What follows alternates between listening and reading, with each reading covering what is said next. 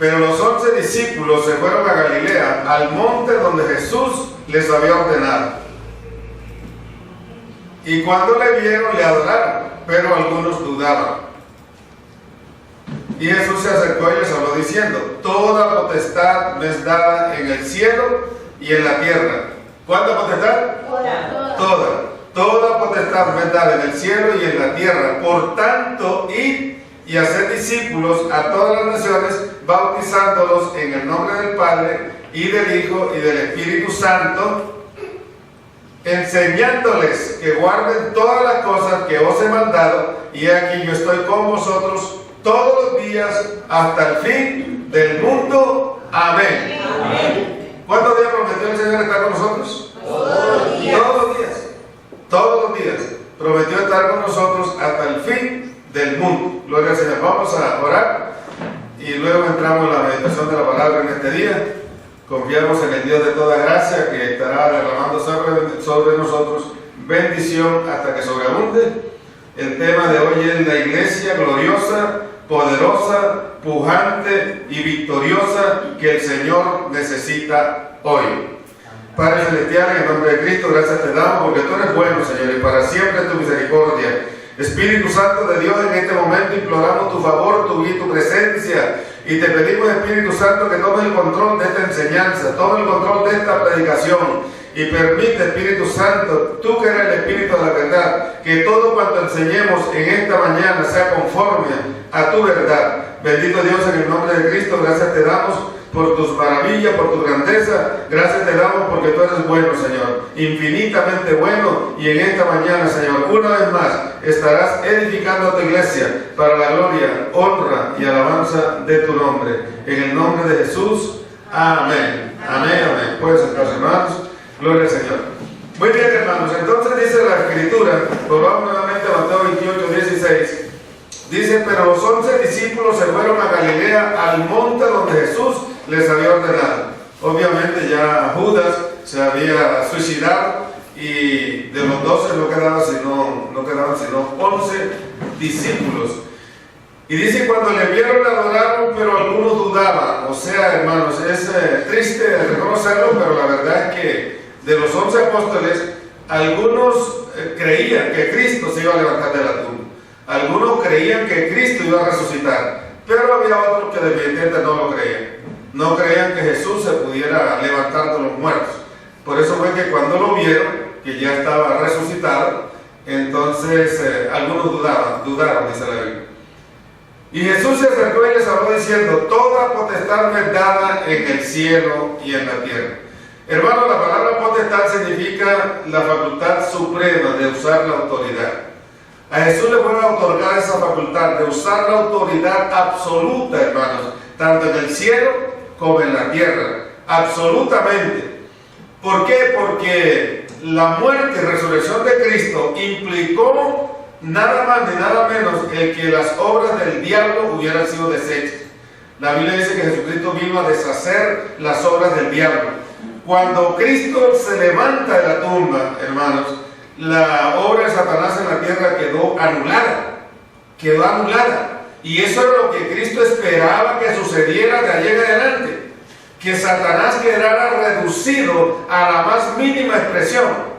Pero sin embargo, como el hombre de todas maneras, algunos hombres dudan, siguen dudando, otros hombres definitivamente no quisieron seguir al Señor, entonces empezaron a otorgarle poder nuevamente al diablo. El diablo en sí fue despojado de todo poder, de toda autoridad, de toda potestad, fue despojado absolutamente. La Biblia dice que Jesucristo triunfó sobre los principados, sobre las potestades y los principados, y los exhibió públicamente, triunfando sobre ellos en la cruz. Entonces, Satanás no tiene otro poder distinto al que el hombre le otorga, porque Satanás fue despojado de todo poder. Pero entonces, a partir de ese momento del triunfo del Calvario, que la obra de Satanás quedó totalmente anulada, hermanos, sin embargo, los hombres que no quisieron seguir el Evangelio, los hombres que le dieron la espalda a Cristo, continuaron otorgándole poder al diablo, y el diablo se ha ido fortaleciendo hasta ver lo que vemos hoy en día, que prácticamente los cristianos evangélicos no llegamos ni siquiera a una quinta parte de la humanidad.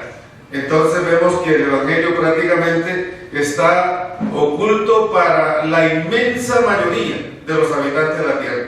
Entonces por eso el tema de hoy obedece a un clamor, hermanos, un clamor que no solamente ha surgido en esta iglesia, sino que en otras congregaciones a nivel mundial también se está hablando de lo mismo, que se necesita, sin lugar a dudas, una iglesia gloriosa, poderosa, pujante y victoriosa, hermanos, al estilo de la iglesia primitiva.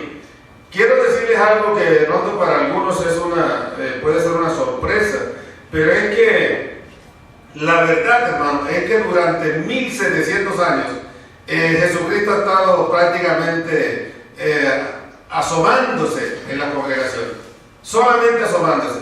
O sea, no ha habido una comunión plena con Cristo desde hace 1700 años, porque el hombre decidió seguir sus propios derroteros, sus propios caminos, tomando algunas cositas de factura humana y otras cositas de Dios, haciendo mezcla aquí, mezcla allá. La pura doctrina prácticamente quedó anulada, la pura doctrina prácticamente quedó arrinconada, quedó relegada a un segundo lugar, y hombres que han creído de pronto y han supuestamente tenido o creído pues que ellos tenían la verdad, se han dado a la tarea de impulsar sectas, de impulsar falsos conceptos, falsas doctrinas, mezclar el cristianismo con falsas creencias. Entonces la doctrina de Cristo ha sido contaminada, la doctrina de Cristo ha sido permeada por una serie de enseñanzas que no corresponden realmente a la enseñanza de Cristo. Entonces Satanás se ha ido fortaleciendo al punto de que hoy se habla mucho ya de una iglesia abiertamente apóstata. Ustedes son testigos de cómo hoy se habla de una serie de unciones que realmente eso no corresponde a la Biblia, que la patada ungida, que la unción del chicle, que la unción del pasto, que la unción del barro, que la unción, bueno, de tanta cosa del diablo que ahora se le está ocurriendo a la gente. Y muchas personas creen que esas son manifestaciones del Espíritu de Dios, pero la verdad es que el Espíritu Santo no tiene nada que ver con esas manifestaciones. Más bien es algo totalmente diabólico, totalmente herético, que no tiene nada que ver con las cosas de Dios. Aparte de eso han surgido sectas terribles, sectas que realmente preocupan, porque han tomado un crecimiento inusitado a nivel local, regional, nacional, mundial, como el caso, por ejemplo, la secta del G12, que ha llevado a tantos ministros y a tantos fieles seguidores, antiguos fieles seguidores de Cristo, los ha llevado a apostatar de la fe, a renunciar a su fe. Y también tenemos la iglesia ministerial, por nombrar dos nomás de las sectas que más se están destacando en este momento: la iglesia de Dios de Jesucristo, la iglesia de Dios ministerial de Jesucristo internacional. Esa es una secta, desgraciadamente ambas nacieron en Colombia, probablemente porque el diablo sabe que de Colombia Dios la ha estado preparando desde hace algunos años para que desde aquí se dé el gran y verdadero avivamiento mundial. Entonces el diablo sabe eso y por eso se ha anticipado a levantar dos de las más grandes sectas que más daño le están haciendo a la humanidad en este momento. En Amós 3:3 la Escritura dice, hermanos, que no podrán andar dos juntos si no estuvieran de acuerdo. Entonces, como les decía, desde hace más de 1700 años la iglesia dejó de estar de acuerdo con Jesucristo. La iglesia, hermanos, ha procurado pelear simplemente a su manera algo que ellos han considerado viable hacer, y han dejado de lado especialmente las enseñanzas de Cristo, los derroteros de Cristo, los caminos del Señor, para ellos introducir en la iglesia sus falsas herejías, sus falsas concepciones de la Escritura. Pero la verdad es que no pueden andar dos juntos si no estuvieran de acuerdo. Entonces, hoy por hoy se hace necesario, se hace indispensable que se impulse la verdadera doctrina de Cristo, que volvamos a la senda antigua, que volvamos a esa iglesia primitiva, hermanos, donde la plenitud de Cristo era lo corriente, era lo normal. Hoy la plenitud de Cristo no se observa en ninguna iglesia. Hoy ya el mundo se ha metido a la iglesia, especialmente en cuanto a eso de los ritmos musicales, en cuanto a, como le decía, las falsas visiones. Hay un falso mover del espíritu. Nadie sabe si eso es de Dios o no es de Dios, o sea, por lo menos de los que se congregan en esos respectivos lugares no tienen ni idea, y eso se debe precisamente a la falta de conocimiento. La Biblia dice: mi pueblo fue destruido porque le faltó conocimiento. Y la inmensa mayoría hoy, como una hermana daba el testimonio, por lo menos vi un video de ella subido en YouTube, donde decía que el problema de hoy es que ya la gente prácticamente no lee, incluidos los cristianos. Prácticamente no leen artículos instructivos, no leen folletos, no leen la Biblia.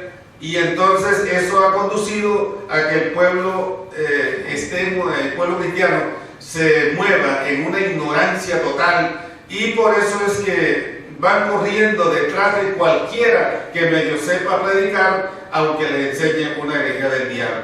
Entonces, sin duda, hoy se está cumpliendo lo que Cristo dijo, que se levantarían falsos maestros, falsos profetas, falsos pastores, que están enseñando una serie de doctrinas que sin duda lo que están haciendo es llevando a que muchas personas se estén preparando para irse directamente al infierno.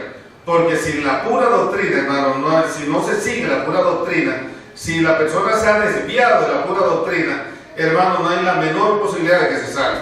Porque la pura doctrina corresponde a la enseñanza correcta de Cristo. Y sabemos que Cristo es la verdad, y la verdad es lo único que hace libre al hombre de la potestad del infierno, del hecho de ir de pronto a ese lugar de condenación. También dice Mateo 18, 19 al 20, yo quiero que lo proyectemos en esta hora, Mateo 18, 19 al 20, vamos a proyectarlo en la pantalla del video de mí. Dice: otra vez os digo, que si dos de vosotros se pusieren de acuerdo en la tierra acerca de cualquiera cosa que pidieren, les será hecho por mi Padre que está en los cielos. Porque donde están dos o tres congregados en mi nombre, allí estoy yo en medio de ellos. Entonces Jesús lo que estaba planteando aquí era la posibilidad de que nosotros pudiéramos tener comunión tanto con Él como con el Padre. ¿Haciendo qué cosa? Poniéndonos de acuerdo dos o más sobre cualquier cosa que queramos que Él haga en la tierra. Pero resulta que eso está ausente también de las iglesias.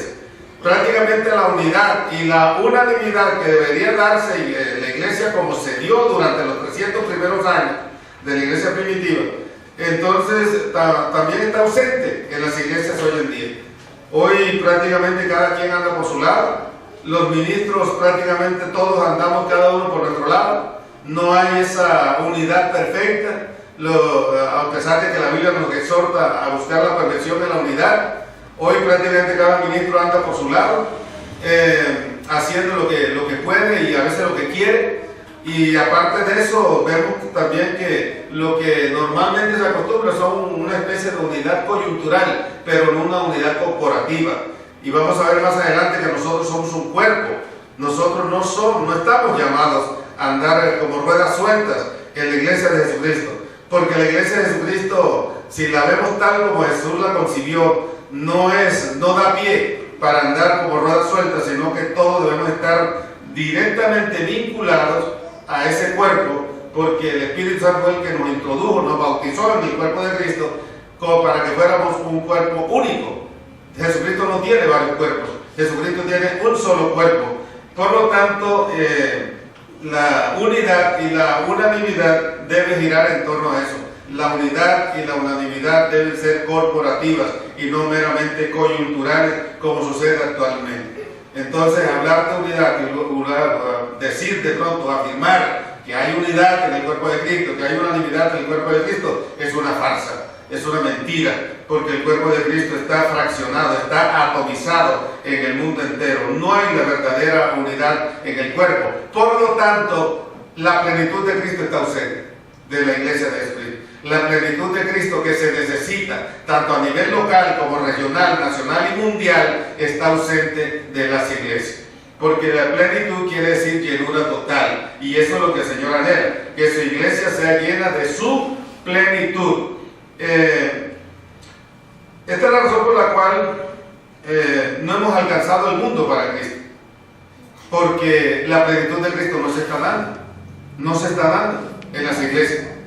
Hoy prácticamente la gente va a las iglesias simplemente como personas religiosas, otras que están en esa desviación doctrinal de la prosperidad a ultranza, esa prosperidad a como dé lugar, que obviamente ha hecho tanto daño también a la iglesia de Jesucristo. Entonces muchos andan detrás de eso, detrás de la bendición económica, otros andan detrás de Cristo para ver si lo sanan, a ver si le arregla el matrimonio, a ver si le arregla el hijo que de pronto está desviado, está en la droga, etc. Y entonces se les ha enseñado a la gente que para eso hay que comprar el favor de Dios, que en cierta forma hay que chantajear a Dios, dando dinero en abundancia a Dios por ese favor. Pero resulta que nosotros, los favores de Dios no se compran. Yo no he encontrado en ninguna parte de la Escritura que uno tenga que comprar el favor de Dios. Por el contrario, la Biblia dice, cuando Cristo dice toda potestad me dada en el cielo y en la tierra, incluso Él de por sí está dando a entender que la bendición de Dios ha venido absolutamente sobre el hombre.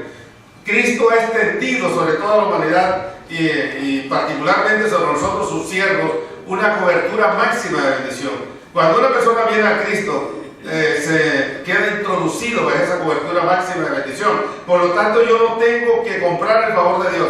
Ahora, que tengo que ayudar económicamente a la obra, eso se cae su peso, porque una obra, para adelantarse, cualquiera que sea, se necesita de los recursos económicos. Hay que dar para la obra, pero no se puede comprar los favores de Dios. Y la inmensa mayoría de la gente que asiste hoy a las iglesias va con ese propósito, de comprar el favor de Dios, porque eso es lo que se le está enseñando en canales de televisión internacional, cristiana, entre comillas, y la gente se ha dejado embolatar, engolosinar con esa corriente no cristiana que está, como decía, haciendo tanto daño al pueblo de Dios. Entonces, ¿qué podemos decir hoy? Entonces, ¿cómo hacer para que la plenitud de Cristo se dé? ¿O qué podemos adelantar respecto de esto? Porque desde aquí, desde la Iglesia Misionera Cristo Exaltado de la ciudad de Popayán, en Colombia, estamos haciendo un llamado a la Iglesia mundial para que rectifiquemos nuestro modo de andar, para que esa visión que el Señor nos dio la retomemos. Y la misión que el Señor también nos dio, la retomemos con absoluta responsabilidad y con absoluta seriedad. Porque llegó el momento, hermanos, en que se hizo necesario. Sabemos que el anticristo está a punto de manifestarse, porque todo lo que dice la Escritura respecto a la manifestación del anticristo se está cumpliendo, hermanos, especialmente la apostasía. La iglesia evangélica ha entrado en un campo de apostasía nunca antes visto. La apostasía nos rodea y nos acecha por todas partes. Entonces, Pablo hablaba en la carta de Tesalonicenses que el anticristo se manifestaría precisamente para estos tiempos, hermanos. Entonces, hoy más que nunca se requiere de esa iglesia gloriosa, poderosa, pujante y victoriosa, que esté lista, hermanos, dispuesta para ir y arrebatarle las almas que el diablo está intentando llevarse al infierno, y se la va a llevar si nosotros como iglesia no nos levantamos, hermanos, para decirle al diablo ya no más. Vamos a hacer valer la victoria del Calvario, vamos a buscar la manera de que la plenitud de Cristo se haga realidad en todo lugar, a nivel local, regional, nacional y mundial. Que cada evangélico, que cada cristiano se sienta responsable de este compromiso. Yo iría más allá, que cada cristiano haga un pacto, un compromiso con el Señor, de que va a ser un miembro útil en el cuerpo de Cristo, porque desafortunadamente la inmensa mayoría de los miembros que dicen ser del cuerpo de Cristo no están prestando ningún servicio al cuerpo. no están cumpliendo su función. Y esto es inaudito, porque como vamos a ver, la iglesia de Jesucristo ha sido concebida como el cuerpo o ha sido o es catalogada y así está expreso en la Escritura. La iglesia es el cuerpo de Cristo. La iglesia es el cuerpo de Cristo, y un cuerpo fraccionado, un cuerpo donde haya miembros que no funcionan, es un cuerpo que no está cumpliendo a cabalidad su manera normal de ser, ni está cumpliendo a cabalidad la misión para la cual Dios la llamó. Entonces vamos en primer lugar a Colosenses capítulo 1, versículo 15 al 20. Colosenses capítulo 1, versículo 15 al 20, dice así la Escritura: Él es la imagen del Dios invisible, el primogénito de toda creación. Observen, dice ahí la Escritura, hermano, que Jesucristo es la imagen del Dios invisible, el primogénito de toda creación. ¿Qué quiere decir eso?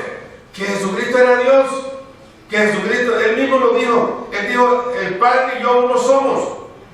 Y también a Felipe una persona le dijo, tanto tiempo que ando con vosotros, Felipe, y no me has conocido. Porque Felipe le dijo, muéstranos al Padre, y nos basta. Pero Jesús les hizo entender que Él y el Padre eran uno. ¿Qué quiere decir eso, hermanos? Que toda la plenitud de Dios estaba en Cristo. Toda la plenitud de Dios estaba en Cristo. Amén. Amén. Amén, hermano. Amén. Toda la plenitud de Cristo. O sea que Jesucristo, cuando estuvo en esta tierra, vino a dar testimonio del Padre y reveló al Padre en su plenitud. En su plenitud. Entonces, si la Biblia dice allí, volvamos al versículo 15, por favor, que dice que en Él está toda, que Él es la esencia, dice. Es la imagen del Dios invisible, el primogénito de toda creación. Y en hebreo dice que es la esencia del Dios invisible. Es la imagen del Dios invisible, el primogénito de toda la creación. O sea, desde antes de la creación, es el principio de toda la creación. Entonces, vemos que no hay manera, hermano, de negar ni de dudar que en Cristo funcionó al 100% la plenitud de Dios. Se dio al 100% la plenitud de Dios. Y Dios, el Señor Jesucristo, espera hoy ser pleno en la iglesia, manifestar su plenitud en la iglesia. Vamos al versículo 16, por favor. Colosenses 1:16. Porque en Él fueron creadas todas las cosas. En Cristo fueron creadas todas las cosas. Es decir, o sea, está demostrando que esa plenitud estaba en Cristo desde siempre, porque Él es Dios. Esa plenitud de Dios, del Dios invisible, estaba en Cristo. Imagínense, tratándose nada más ni nada menos, o mirando nada más ni nada menos que Él fue el creador de todas las cosas, porque Él es el verbo, Él es la palabra, y por medio de la palabra fue hecho el universo. Entonces, porque en Él fueron creadas todas las cosas, las que hay en los cielos y las que hay en la tierra, visibles e invisibles, sean tronos, sean dominios, sean principados, sean potestades, todo fue creado por medio de Él y para Él. Observen, todo fue creado por medio de Él y para Él. Entonces quiere decir que la creación le pertenece a Cristo. Toda la creación le pertenece a Cristo. La iglesia le pertenece a Cristo. Y el mayormente interesado en manifestar toda su plenitud en la iglesia, obviamente es el Señor. Obviamente es el Señor. Pero si no se le da lugar, si los pastores somos renuentes, los que estamos ministrando la palabra somos renuentes a darle lugar al dueño de la obra, pues ahí no hay nada que hacer. Hoy por hoy yo creo que de la inmensa mayoría de las iglesias evangélicas el Espíritu de Dios ha sido desterrado. Ha sido desterrado, no se le permite entrar, siendo que el Espíritu de Dios vino como enviado del Padre y del Hijo a esta tierra para ser el regente de la iglesia, ser el gerente, ser el jefe, el dueño, el que la iba a sostener, a impulsar, a darle poder, aliento, a organizarla, a velar por su integridad. El Espíritu Santo vino a eso, para colocarse al frente de la iglesia, para administrarla. Pero el hombre en su prepotencia y en su protagonismo y en su individualismo ha desterrado el Espíritu de Dios de muchas congregaciones y hoy por hoy al Espíritu Santo no se le permite ejercer la función para la cual vino a esta tierra, lo cual es terriblemente lamentable, que al mismo Dios se le haya desterrado de los templos por causa del mismo hombre, que no le ha dado lugar a que el Espíritu Santo haga la obra que tiene que hacer. Entonces Jesucristo está volviendo a ser herido en su propia casa, como dice la Escritura. Vamos al versículo 17. Dice, y Él es antes de todas las cosas, y todas las cosas en Él subsiste. ¿Qué quiere decir Él? Eso que subsiste, pues que Él las organiza, Él las sostiene, Él mantiene la unidad, es lo que está escrito. Sin embargo, si el hombre no permite que Cristo lo haga, pues en virtud de lo del libre albedrío, entonces en muchas ocasiones el Señor no puede intervenir, no puede hacer nada. Versículo 18. Y Él es la cabeza del cuerpo, que es ¿qué? La iglesia. La iglesia. Y Él es la cabeza del cuerpo, que es la iglesia. Entonces les decía, hermano, que la iglesia ha sido asimilada a un cuerpo, y eso es lo que es el cuerpo de Cristo. Y Él es la cabeza del cuerpo, que es la iglesia. Él, que es el principio, el primogénito entre los muertos, para que en todo tenga la preeminencia. Ahí no dice que el hombre debe ser preeminente en la obra del Señor. Ahí lo que dice que Cristo debe ser el preeminente, el excelente, el que está por encima de todo, el altísimo. Él debe ser el que ejerza la preeminencia sobre la iglesia y no el hombre, porque ese protagonismo humano ha llevado a que muchos ministros se crean dueños de las iglesias donde se encuentran. Es más, muchos van más allá y siempre hablan de mi iglesia y no hablan de la iglesia del Señor, lo cual obviamente pues atenta contra el buen desarrollo de la iglesia de Jesucristo en la tierra, y ha sido un obstáculo terrible para que el reino de Cristo se extienda en esta tierra. Vamos al versículo 20, por favor. Dice aquí la Escritura. Vamos al 19 y luego pasamos entonces al 20. Dice, por cuanto agradó al Padre que en Él habitase ¿cuánta plenitud? Toda plenitud. Entonces es lo que decía, la plenitud de Dios estaba en Cristo. Cristo era igual al Padre, o es igual al Padre. En Él estaba toda la plenitud de Dios. ¿Qué quiere decir? Que está todo lo que tiene que ver con Dios, todos sus atributos. Su omnisciencia, su omnipotencia, su omnipresencia, su amor, su bondad, su misericordia, su rectitud, todo lo de Dios, su santidad, todo lo de Dios estaba en Cristo. Y ese Cristo delegó a la iglesia, o quiere que en la iglesia se manifieste su plenitud, con excepción lógicamente de los atributos que son intransferibles, ¿no? Ya en otra ocasión hemos hablado de eso. Hay atributos en Dios que son intransferibles al hombre, como el caso de la omnipotencia, el caso de la omnipresencia, el caso de la omnisciencia.